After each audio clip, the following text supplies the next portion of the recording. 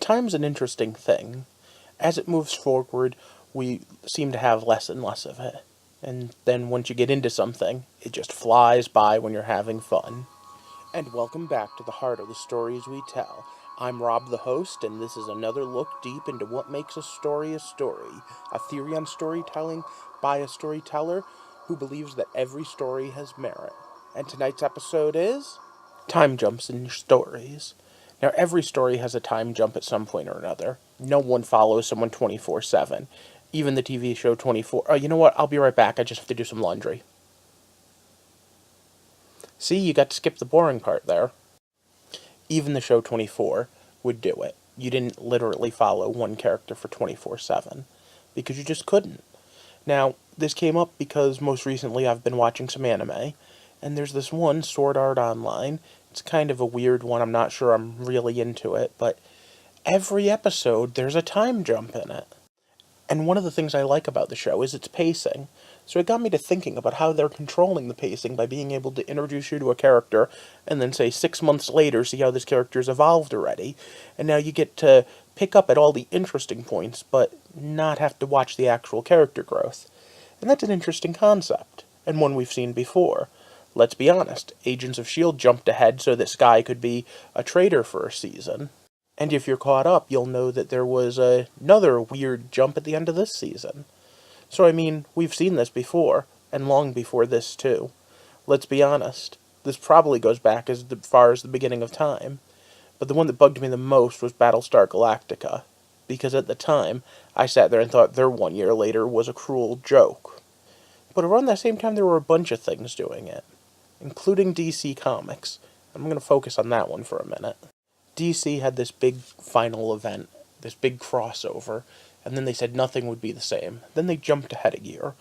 And a year later, Batman was on vacation with the Robins, and Superman didn't have any superpowers, and I can't remember what happened to Wonder Woman, but she was out of the picture too. A bunch of the heroes were. And then they had a series called 52, not the new 52, just 52. And it detailed 1 week every week of the year, of what happened that year that we missed, the jump of 1 year later. And I thought that was such an interesting concept, the idea of having two timelines running, one current and one telling us what brought us to current. But even that kind of by the end felt more gimmicky than like a real thing. And, I mean, there are shows that pulled it off even worse. Oh, you know what? Hold on 1 second, I need to go do some nude sunbathing. And I don't think you want to watch that. Alright, so the show Lost jumped all over the place. In fact, it was a completely out-of-sequence show by the end. And we never found out about what the numbers really meant. And god damn it! What were the polar bears for? I wanted to enjoy this show so much. You know what? I'm going to list all 1,000 things that are the matter with it. Oh, I'm sorry, my video cut out there. I don't think you missed much, though. So jokes and examples aside, let's talk for a second about why a writer would want to do this. Well, it depends on how big of a jump. Again, like I said, no story wants to follow a main character for 24/7 unless that's really its stick, and I get the feeling that would get old quick. So we skip moments where they go to the bathroom, we skip as they sleep, unless their dream's important to the story. For the most part, we don't follow people in day-to-day life. And there's a good reason for that. We all have day-to-day lives. We don't want to see any more of that.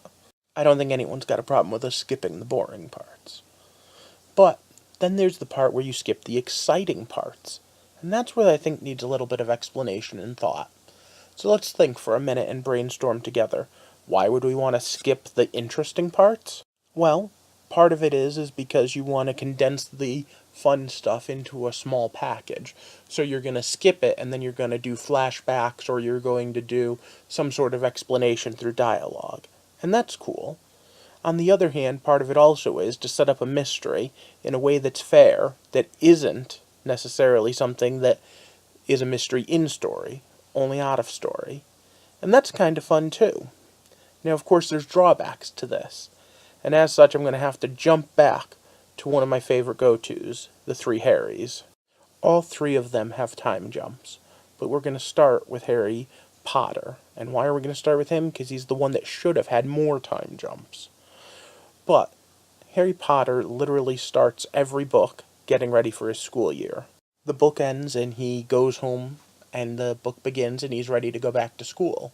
Because the school is most of what it is we're following him for. So, now I know what you're going to say. I said that he should jump more time, but we'll get to that. Through most of the books, all we follow is him during the most interesting parts. We even skip parts of the school year. And we get whole big montages in the book of just, oh yeah, and time passes, and then it's Christmas, and then time passes, and it's near the end of the year. And it has to in order to keep the story flowing.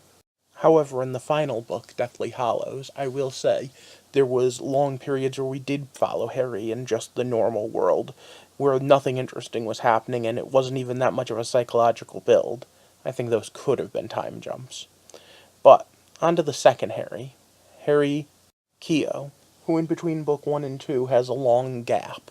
In fact, we have an entire series of books called Necroscope The Lost Years, based on the fact that he had adventures and then had them mind wiped from him, which is a great way to retcon adventures in that weren't there and couldn't be referenced ahead of time.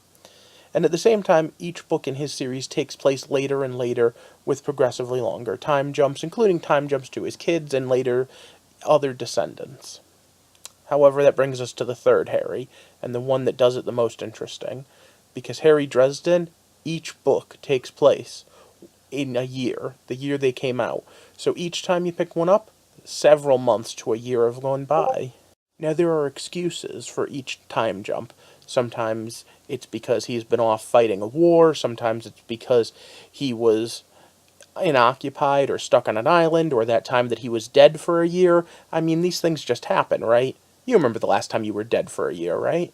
Now, there are some pros and cons to this, or as I like to say, good and bad. Well, and the ugly. The good part is again, it allows you to keep things fresh. Every time you jump like that Sword Art Online show, you have to learn about what's been going on in the characters again. 1 year later, how much is different? Let's shock you and show you something really different, and then be like, well, how did they get here? But on the other hand, it's also bad, because it means that you have to spend that time learning instead of moving forward what happened before. And on top of that, things like in the Dresden Files drive me nuts. I want you to think about this for a second.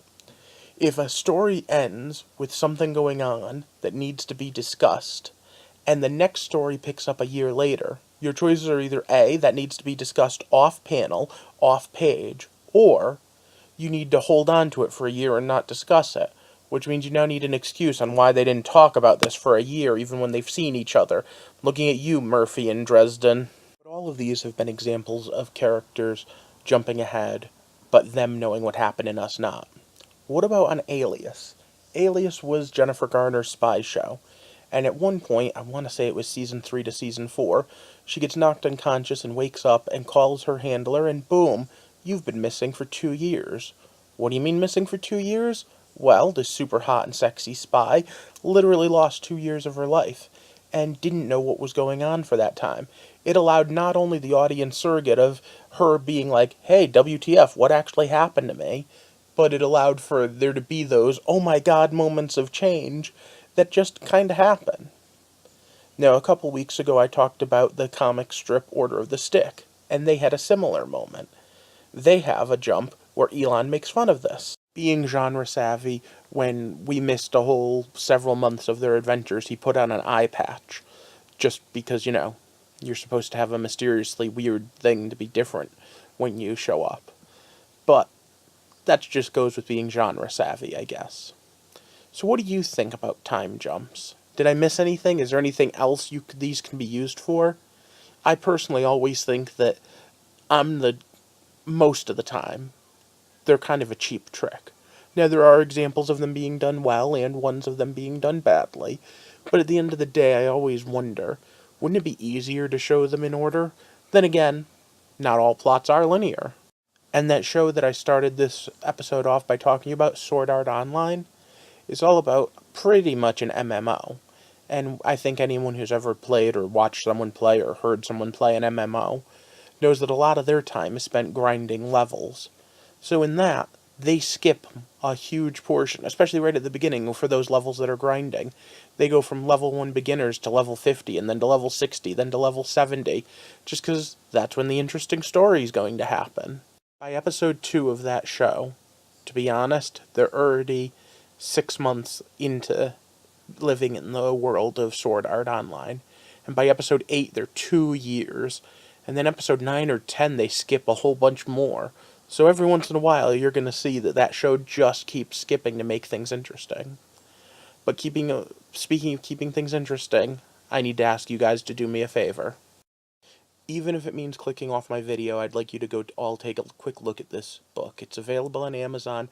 There'll be a link in the description. Now I Lay Me Down to Sleep is a horror writer's anthology for the best of causes to help fight cancer in children. If you're still here or if you've come back, you could also hit that like and share button for me, along with enabling the alerts and subscribing if you haven't already, because I'm trying to build a community here, one where we're going to be able to talk about all sorts of stories from beginning to end, whys and hows, and if you're interested, you can join me as I take a walk through the heart of the stories we tell. Have a good night.